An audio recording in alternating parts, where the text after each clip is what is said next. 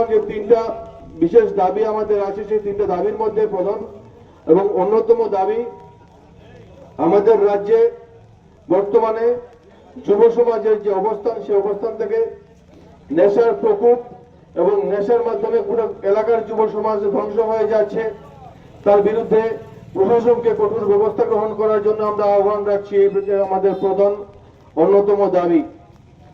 আমরা আহ্বান রাখছি গোটা এলাকার প্রশাসনের কাছে, সিভিল প্রশাসন থেকে শুরু করে পুলিশ প্রশাসন।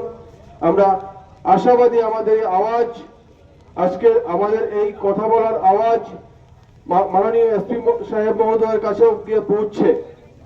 কাজেই আমরা আশা রাখবো এই ঊনকোটি জেলার এসপি মহোদয়া এবং ঊনকোটি জেলার ডিএম সাহেব, যারা এই এলাকার সর্বোচ্চ আধিকারিক হিসেবে আছেন, তারা আগামী দিনে গোটা এলাকায় ড্রাগসের রমরমা ব্যবসাকে বন্ধ করার ক্ষেত্রে ভূমিকা গ্রহণ করবেন। এই কথাগুলো আমরা এই গোটা এলাকার মানুষের সামনে তুলে ধরার জন্য আমরা এই আন্দোলনে ব্রতী হয়েছি।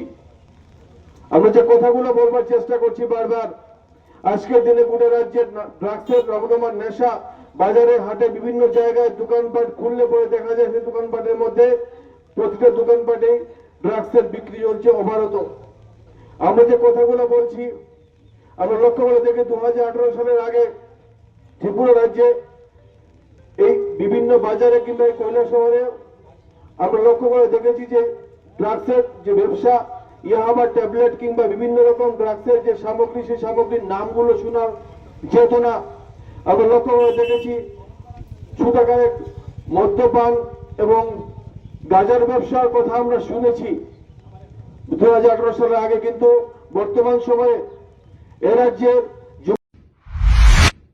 শেফদের পছন্দ সিস্টার মশলা, যা মডার্ন টেকনোলজি এবং স্বাস্থ্যসম্মত।